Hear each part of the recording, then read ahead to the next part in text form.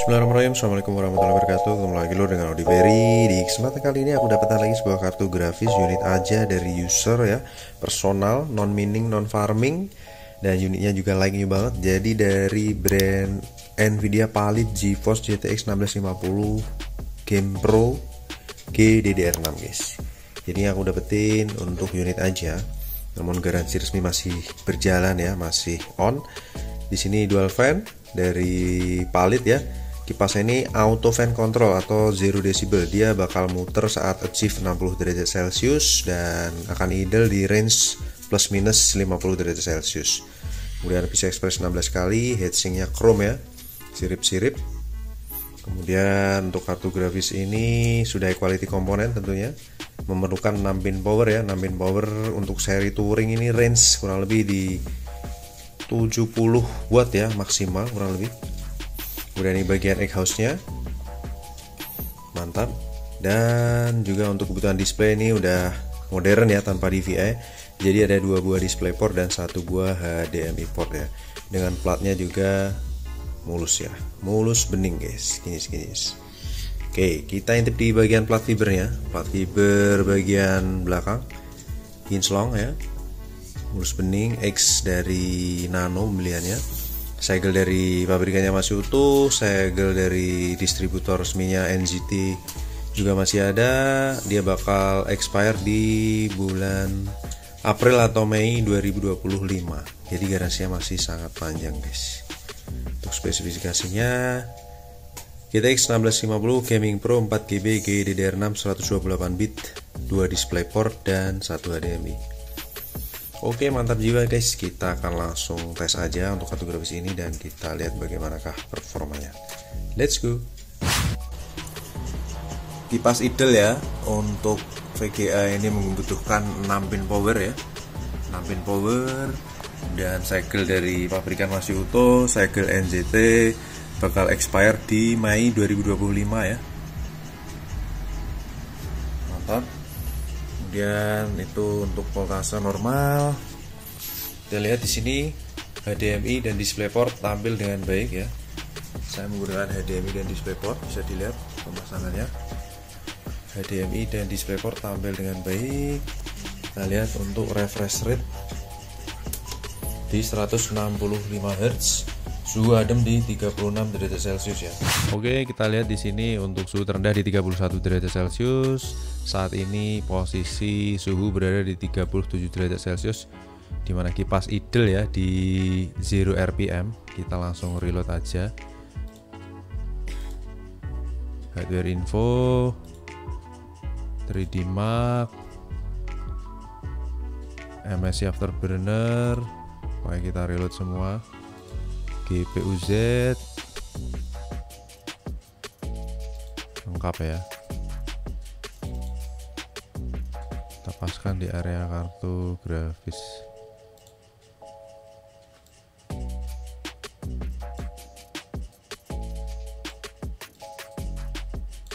Sembari kita tunggu 3D Mark.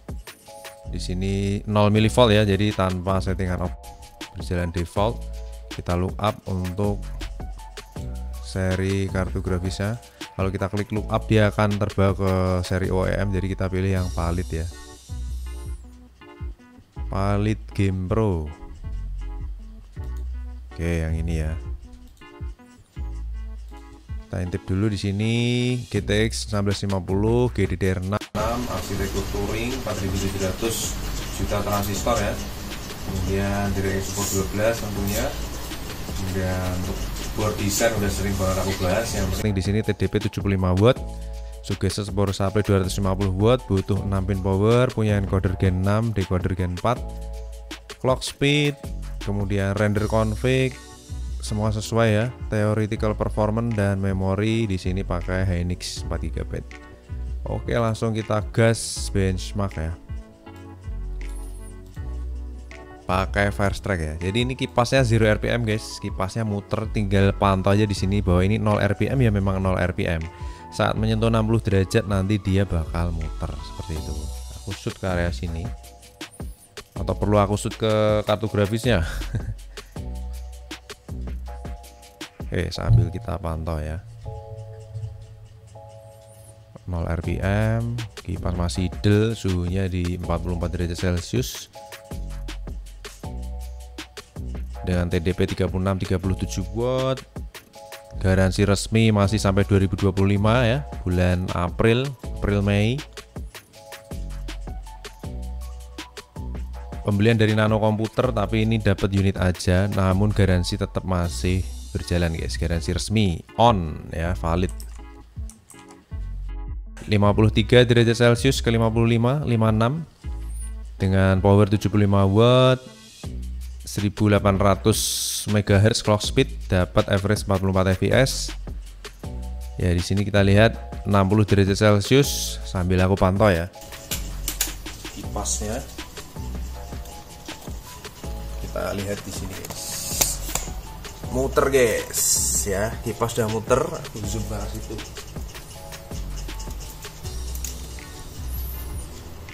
Lanjut ke Firestrike 2.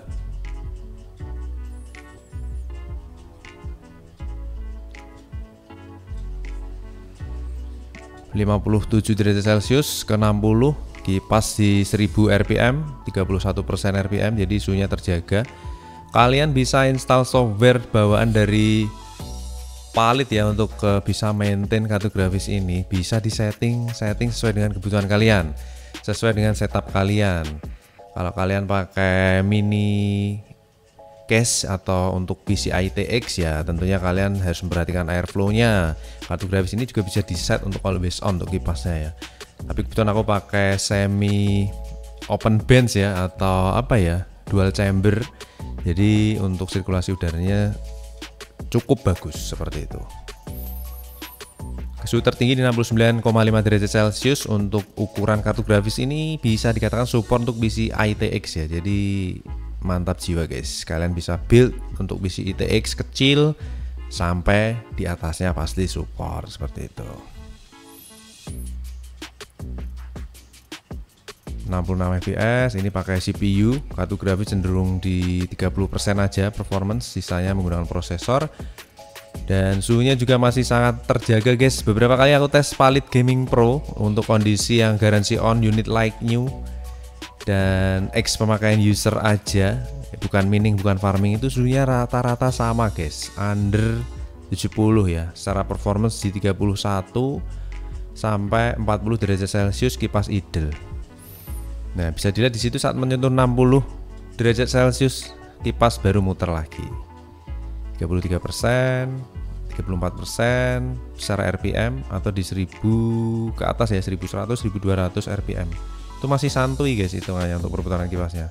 Bisa maksimal kita lihat di situ di 1700 RPM ya, atau di 50% performance secara RPM. Oke, kita lihat skornya.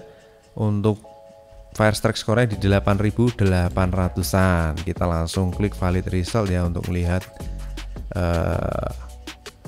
valid resultnya. Valid result better than 35 ya. Jadi sama dengan kartu grafis Palit yang aku pernah tes sebelumnya guys. Untuk average temperatur di 63 derajat Celcius, kondisi masih segel resmi, garansi resmi panjang 2025.